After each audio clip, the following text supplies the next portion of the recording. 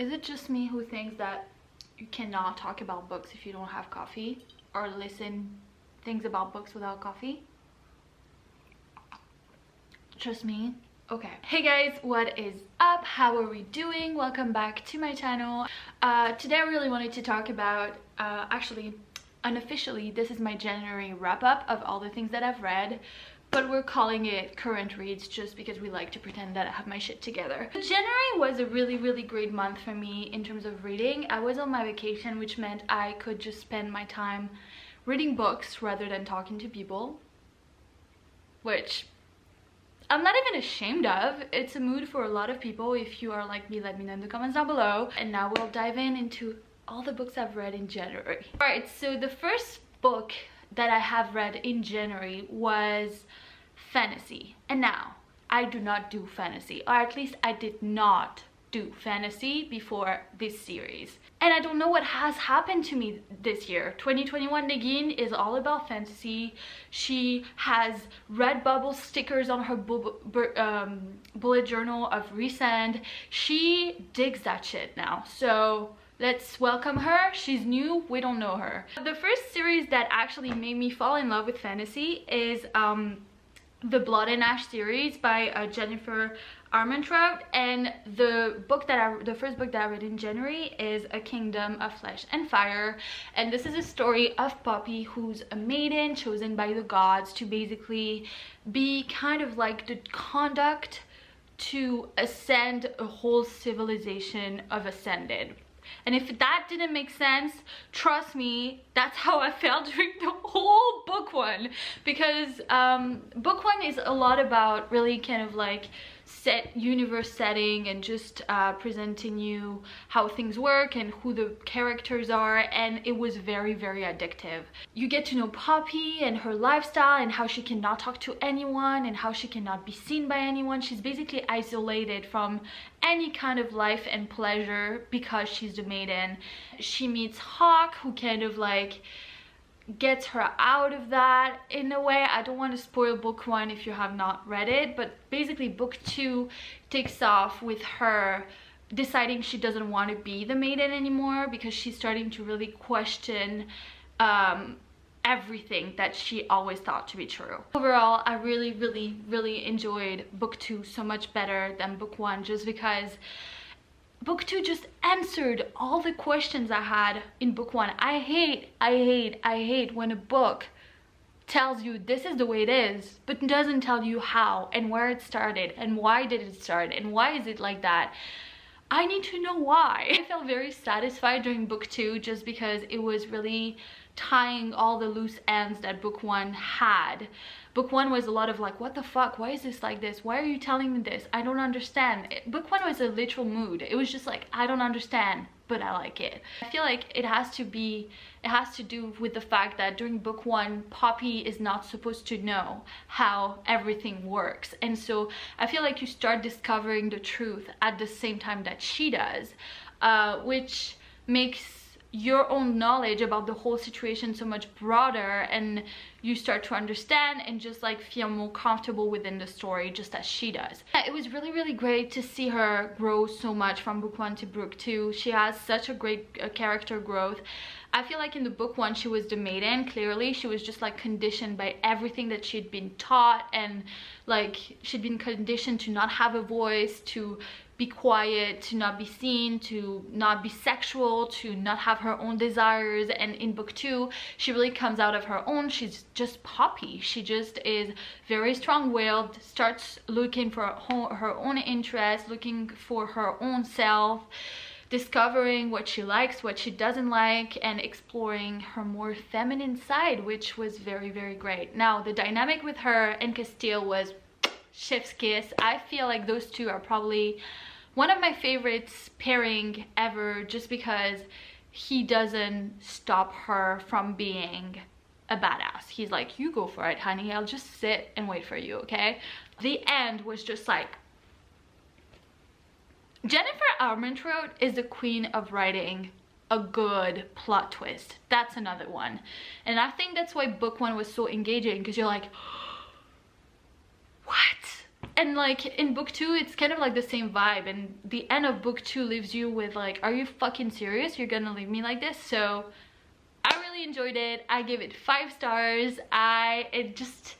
It just opened the doors of fantasy for me, and we are forever ever grateful. And am I the only one who feels like fantasy really kind of makes me feel so much more lighter and optimistic and happy about life? You'll have to tell me in the comments down below, because I feel like starting the year with that book really just put me in such a happy place. So thank you, Jennifer Armentrout. Moving on. The second book that I read in January is Super Attractor: Methods for Manifesting a Life Beyond Your Wildest Dreams by Gabrielle Bernstein. And the reason why I read this book in January is because I was doing her 21 days of manifestation challenge. Now I gave that book 3 stars just because I already read her past book, which was The Universe Has Your Back, and I felt like it was better and more engaging, and this one didn't bring that much of a difference for me. I feel like I felt more empowered to manifest with the first book than I did with this one. So if you guys are looking for a good book of manifestation, I would highly recommend The Universe Has Your Back by Gabrielle Bernstein. Then the next book that I read in the month of January is Writers and Lovers by Lily King. Now, this is the story of this girl who is a writer, and she is basically writing during her free time and waitressing to basically pay her life, but she's basically not living a great life. Her mom just passed away, so she's dealing with a lot of depression and grief, and it's a lot about like how she goes through all of that and how she goes through relationships and just like healing from her grief and the writing process and what's happening to her as a writer.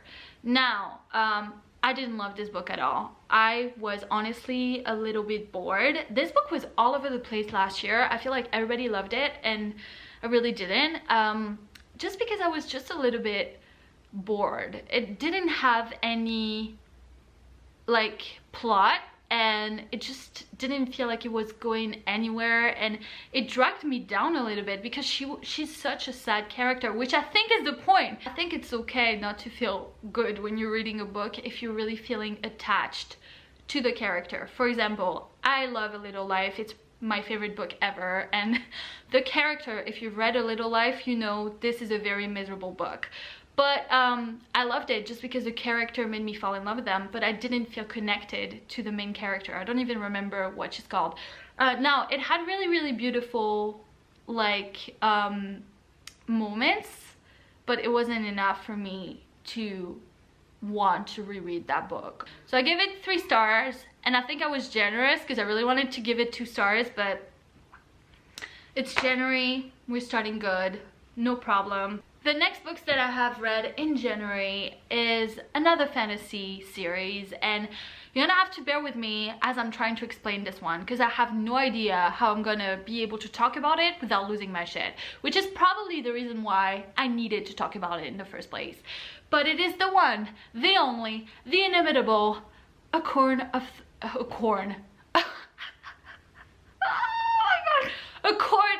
Thorns and Roses. I'm not even capable of saying it properly.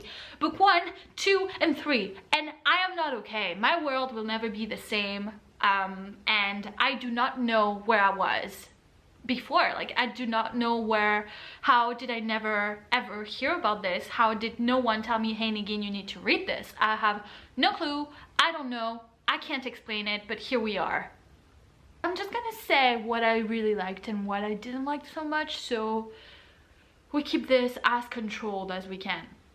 So obviously I feel like, as many people, my favorite book out of the 3 was book 2, Court of Mist and Fury, just because how this book just blows my mind. It just has everything you ever want in a book: enemies to lovers, great setting, tons of action, characters that you fall in love with.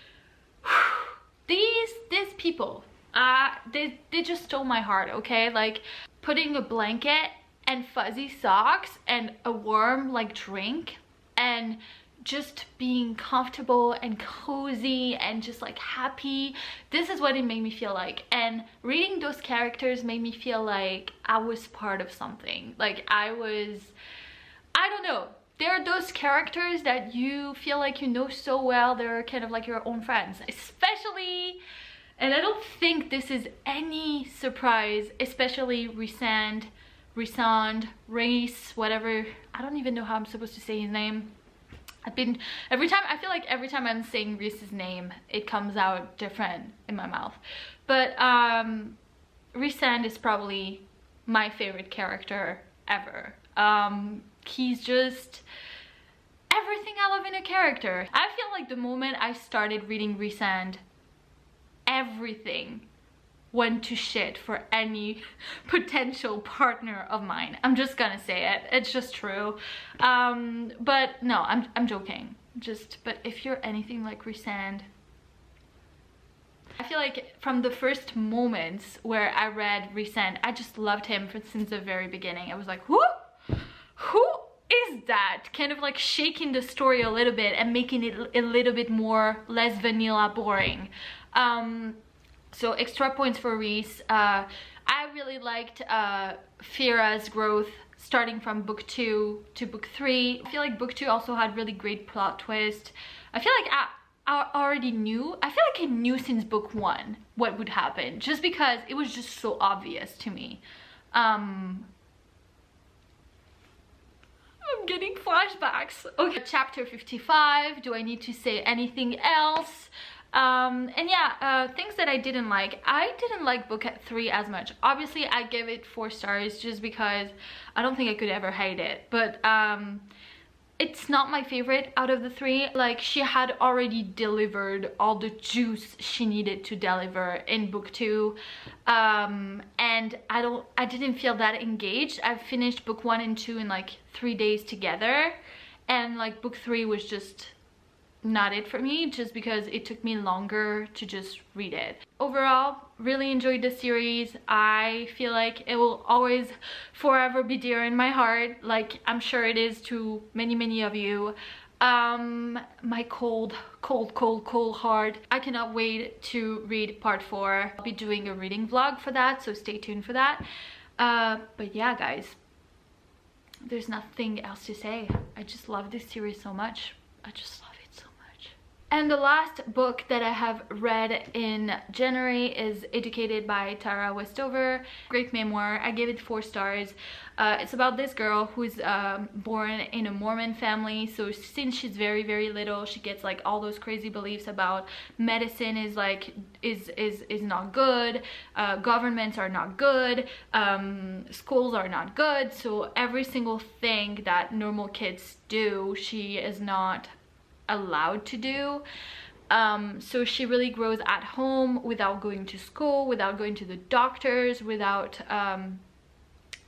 with experiencing a lot of like really crazy batshit things. She basically tells you all about like her growing up to becoming an adult and really kind of like going towards education, because she wanted to just go to school and learn things. And so she ends up going to Cambridge, I think, and then Harvard, and she's very smart and very gifted and start getting in the world of knowledge and basically understanding that not everything is like her parents led her to believe. Eventually she ends up kind of like breaking up with her family just because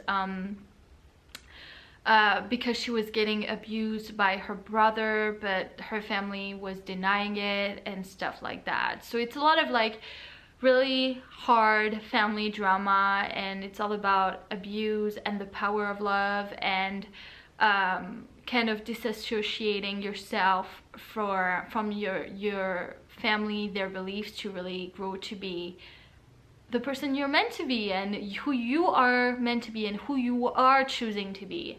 And I feel like it was very powerful. Just one part that I wish that I had a little bit less of was like her growing up. I feel like there is a part of the book that she could have made without, and I feel like I would have wanted more of her processing all of that abuse that she went through, all of that childhood that she went through, and all of that kind of like what it feels like to really do the aftermath of everything that you've gone through and deciding to heal all of that. But it was great. I really liked it, really enjoyed it, and that was the last one that I read in January. So yeah guys, hope you're doing well. Subscribe to my channel and like this video if you enjoyed my very hectic wrap up, and I will see you next time for another wrap up. Bye.